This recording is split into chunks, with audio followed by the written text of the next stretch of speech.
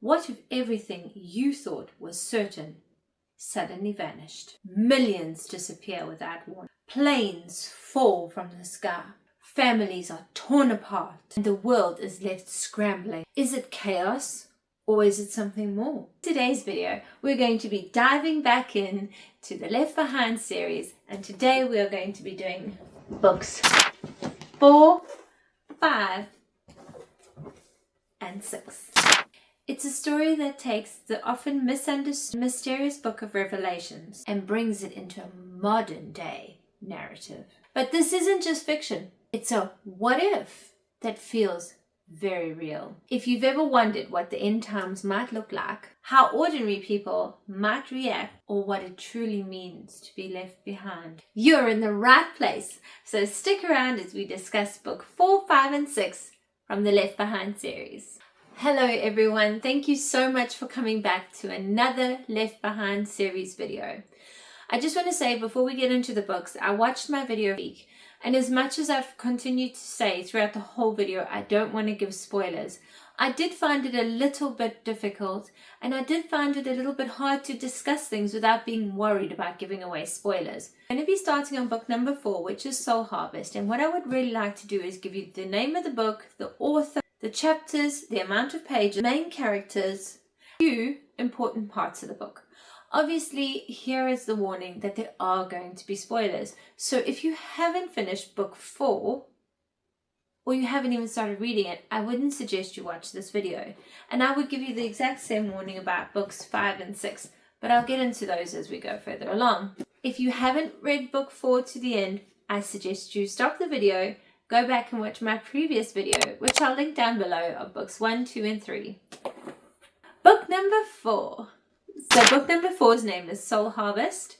The authors are Tim LaHaye and Jerry B. Jenkins. This book has 20 chapters and 427 pages. Before we get into the main characters of Soul Harvest, I would just like to say that I do know that I have been saying some of the names incorrectly. As I did mention in my previous video, I am on book number 9 and I have been listening to the audiobook as well. And I have been hearing how they say some of the names, so I'm going to try and correct those from here on out. So please forgive me for mispronouncing those names. Main characters in book number 4. The believers are Rayford Steele, Buck Williams, Chloe Williams, Zion Ben Judah, Mac Macmillan, David Hassett, Floyd Charles, Eli and Moish, the 2 witnesses. The global community is Nikolai Carpathia, Leon Fortunato, Peter Matthews, Ernest Cavisto, Sonny Kuntz, Craig. Non-believers are Hattie Durham, Chaim Rosenweg, Albie Claire Blackburn, Concita Fernandez, Mary Johnson, Susie Ng, and Helen Kavanagh.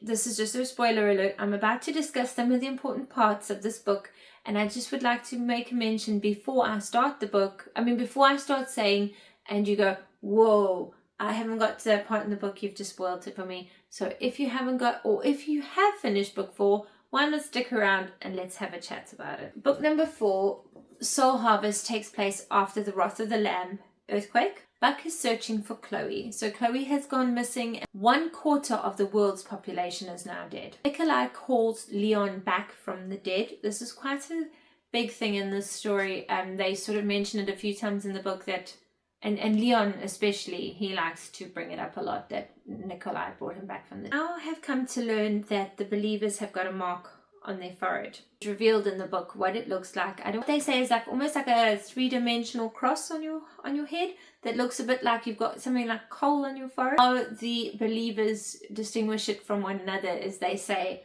I can see yours, can you see mine? And the other thing that I really liked about it is you can't see your own.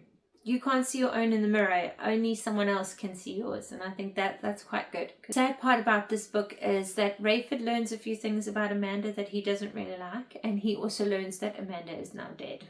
We now have the trumpet judgment, the burning mountain, and the water becomes wormwood, which is bitter and deadly to drink. The book is really good. There's some really important plot points that are happening here, and I find that with this book as well as the others, I really can't put it down. Once I get involved in the story and I'm really into the story, I do battle to put this book down. It was a very good book, and it was a nice book to read after Nikolai. This one, I really enjoyed this one.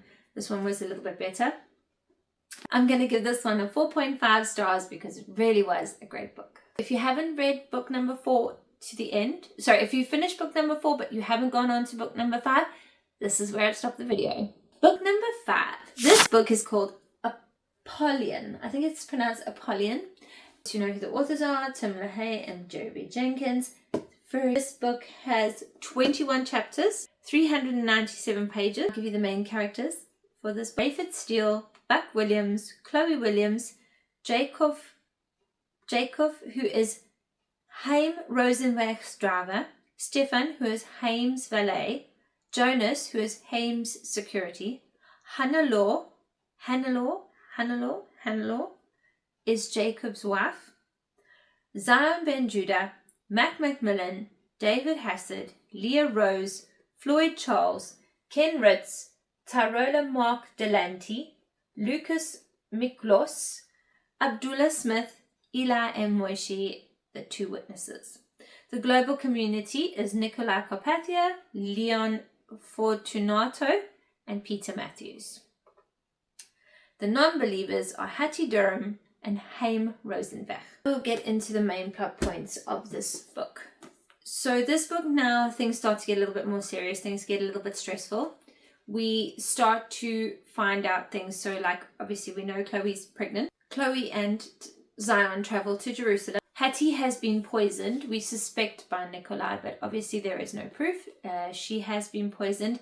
Unfortunately, this leads to her baby dying. Because Hattie has been poisoned, and they saw how can I say, the repercussions of it. Hattie starts to suspect that Bruce Barnes may have been poisoned. Zion, Chloe, and Buck go to stay with Haim Rosenberg. Meet Leah Rose. She is the nurse at the hospital where Floyd and Buck take Hattie, the Arthur Young Memorial Hospital. Hattie wants to end Nikolai and tells Rayford about it. Ken Ritz dies a horrible death in a chopper. Trying to get on a chopper, he dies from gunshots. Buck isn't able to get on the chopper, but he survives the accident. And please, for goodness sake, this is a very gory part. I cannot tell you how I skim read that part. It was, not gory. It was just not for people who are sensitive to that kind of thing. It was a really, the descriptions were so good, but not for me. And I just did not enjoy that part. You know, he's trying to fix his arm, and oh my goodness, it really is just a warning, that part. If you are sensitive, be very careful to that part when it comes up. But he does manage to look after his arm himself. The 4th trumpet judgment has now happened. The sun, moon, and stars lose a third of their light and becomes very cold. Haim speaks his mind on TV. The character Ernie designs a false mark. So, you know, the cross on his forehead, he designs a false one. The name of the book is Apollyon. Now, where this comes from is you will now get to the part where the locusts come. And the locusts chant Apollyon when they come. The swarm and the sound is the word sound. The word is Apollyon. If you do not have the mark on your forehead from, you know, if you're not a believer, you are bitten by the locusts. And obviously because Haim and Hattie are not believers, they get bitten by the locusts. And again, it's quite, that part of the story is really hard to read because you don't die from the pain, but you are in immense amount of pain. And it's hard to read because you really do feel for them because they're not believers. You know, you feel really unhappy for them. And Chloe is ready to have her baby. Dr. Floyd delivers their baby, Chloe and Buck's baby, and it's a little boy. And they name him Bruce Williams. Now, I'm going to, of course, give this book a 4 out of 5 star rating. This book is very good. And like I say, it now starts to get a little bit more intense. We start to see the judgments fall. We start to see the judgments. We start to see people wrestling with lots of, you know, like the locusts, and you hear a lot about these locusts, and you hear a lot about what's happening in the world. It's really a good, again, it's a good book. 4.5 stars, can't put it down kind of reading. It's an amazing book, and it's a good book too. It's one of the, I would say this one is one of the very informative ones, because you get to learn a lot in this book as well. If you haven't finished book 5, this is where I'd end the video. Book number 6. So this book is called Assassins, and you know the authors by now, they're Tim LaHaye and Jerry B. Jenkins. And in this book, you are now so once you finish this book, you are officially halfway. There are 23 chapters in this book and 416 pages. The main characters in this book are, so the believers are, of course, Rayford Steele, Buck Williams, Chloe Williams, Zion Ben Judah, Mac Macmillan, Abdullah Smith, Elby, David Hassard, Annie Christopher, Floyd Charles, Leah Rose, Lucas Miklos, T. Gustav Zuckermandel Jr., Dwayne Tuttle, Eli and Moishi, the 2 witnesses. The global community, of course, is Nikolai Carpathia, Leon Fanato, Peter Matthews, Francesca D'Angelo, Odd Gustav, Bindora Rehoboth, Walter Moon, Jurgen Hayes, Jim Hackman, Clancy Tibber, and Greg North. Non-believers are Hattie Durham, Chaim Rosenweg, Berengard Hansen, Samuel Hansen, Mwangati Ngomo, and Ernie. There are quite a few deaths in this book, but I'm not going to go through them, because especially if you've only just started book number 6 and you're watching this, I really just don't want to spoil it for you. And I can tell you that this book is where I started to get very emotional with these books. And I cried a lot, because there are a lot of things that happen in sort of even in book 5 as well. Book 5 and 6, it becomes very emotional. You're starting to see a lot of death. You're starting to form a bond with these characters, because you've got to know them over 5, 6 books. You know, this is book number 6. You're starting to really know them, and you're starting to get this, oh, I like so-and-so, and then they die. So you're forming an emotional attachment to these people in this book. If they're a believer, you know they're going to the joy of the Lord. So discuss some of the main events in the book. Rayford becomes obsessed with ending Nikolai. We get lots of new characters in this book. As you could hear by the main characters that I rattled off just now, we get a whole lot more new characters. Chloe sets up the international co-op. Our dear friend Dr. Floyd Charles has become very unwell, very sick, and Buck takes him to hospital. Sadly for all of us, and please, this is a spoiler, sadly for all of us, Floyd dies. He got the poison from Hattie, and he dies in this book. And it was one of the saddest deaths. It really hit me hard, this one. And I don't know why, because I'm so fond of Floyd. I really was. The 6th trumpet judgment happens, which is the Horseman. Nikolai's prized airplane, the Condor 216. So the global gala takes place. This is like a big event now. Everyone's going there. Everyone's arriving there. They're all coming to see Nikolai, and it's going to be this huge event, and a lot of people want to see him, and they sort of like worshipping him now, starting to worship him, and they're all going to this global gala. Rayford gets a saber gun and is going to shoot Nikolai. Nikolai confronts the 2 witnesses at the wall. You know the witnesses, Eli and Moishi. They've been in all of these books up until now. And he goes and confronts them at the wall. They've had 1,260 days of prophesying. Nikolai ends Moishi and Eli.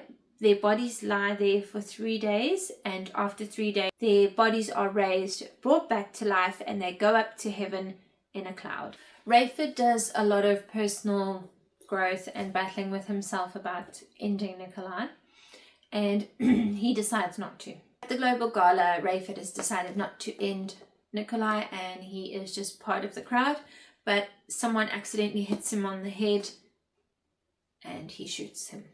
He shoots, and Rayford is under the illusion that he has ended Nikolai. Nikolai falls dead into Leon's arms, as I'm sure you can believe, as I'm sure you are aware, because Leon is a bit of a drama person. He really just goes overboard. And as we close off this book, we are closing off with the preparations for Nikolai's funeral. So Nikolai's actually dead, but we are ending off with plans for his funeral, and it's now really exciting. And it would be great if you come back for my next video, which will be book 7, 8, and 9. But yeah, so you need to read book 7 to see what happens. But this is a really good book. Again, lots of new characters, lots going on, lots of deaths, lots of emotion in this book. And you know now you are halfway.